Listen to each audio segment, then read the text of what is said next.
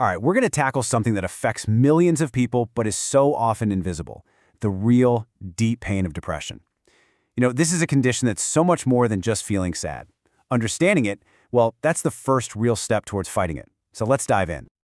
I want you to think for a second. Think about someone you know. Maybe they seem a little withdrawn. Or maybe it's that person who always puts on a brave face. What's really going on behind that smile or behind that silence? More often than not, what's happening underneath is a quiet, drawn-out war. It's this constant, exhausting internal struggle, and it's almost completely invisible to the rest of the world. A really powerful way to think about this is the classic iceberg metaphor. That sadness or melancholy that we might see on the surface, that's just the very, very tip. The true weight, the real burden of this illness is hidden deep below the water. So let's just get one thing straight right away. We are not talking about just having a bad mood here. Clinical depression, it's a complex medical disorder. It's a deep-seated illness that messes with your thoughts, your feelings, and, this is absolutely crucial, your physical body too. Okay, so let's go deeper now. Let's look beneath the surface, because it's in that hidden, submerged part of the iceberg where we find the most devastating consequences of depression. And you can see just how much the effects ripple out.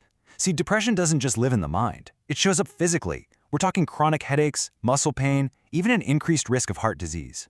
It forces people into social isolation, making them withdraw from everyone.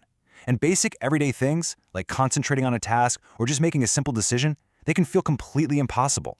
For some, it can even lead to self-harm, which is a tragic way to try and cope with an internal pain that just feels too big to handle. And this hidden pain, it comes with an ultimate tragic cost. According to the World Health Organization, that number, 700,000, that's how many people die by suicide every single year.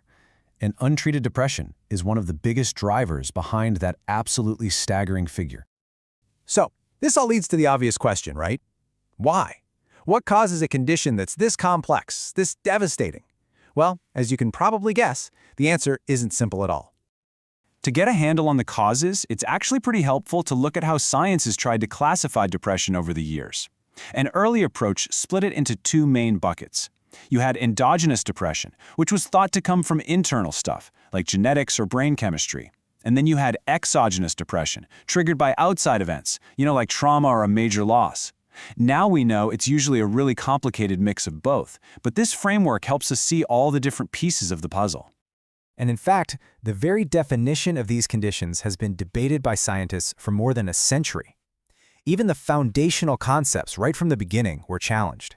It just goes to show you how incredibly complex this is and how long we've been struggling to grasp what's really at the heart of it. These days, the classifications are a lot more sophisticated. We talk about things like unipolar versus bipolar depression.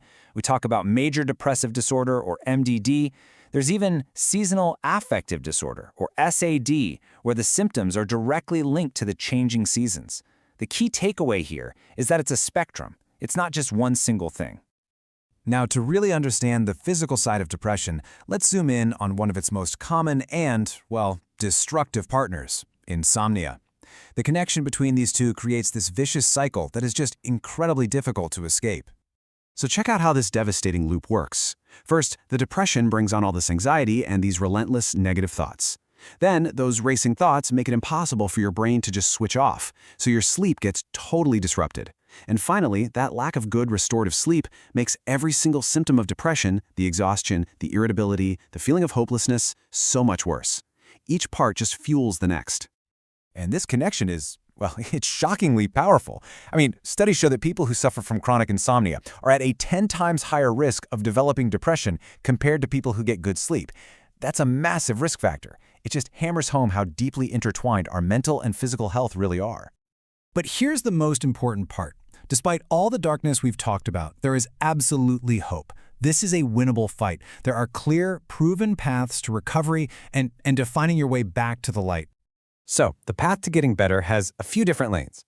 You've got psychotherapy, which gives people the tools to rewire those negative thought patterns. There's medication, which can help rebalance brain chemistry. Simple but powerful lifestyle changes, things like diet, exercise, and sleep hygiene, are also incredibly effective. But maybe the most critical piece of all is social support. Seriously, never, ever underestimate the healing power of just listening, of just being there for someone. And let's be crystal clear about this. Depression is not a choice. It's an illness. Full stop. But seeking help, that is a choice. It's a courageous choice. And it is the single most important first step on that road to getting better. Understanding really is the first step. So the question I want to leave you with, the question for all of us, is this. What can we do to walk alongside the people in our lives who are struggling? How can we be the kind of support that makes that courageous choice, the choice to get help, just a little bit easier to make? Health is the most precious gift. If this video helped you or someone you love, please like, subscribe, and share so more families can stay safe and healthy.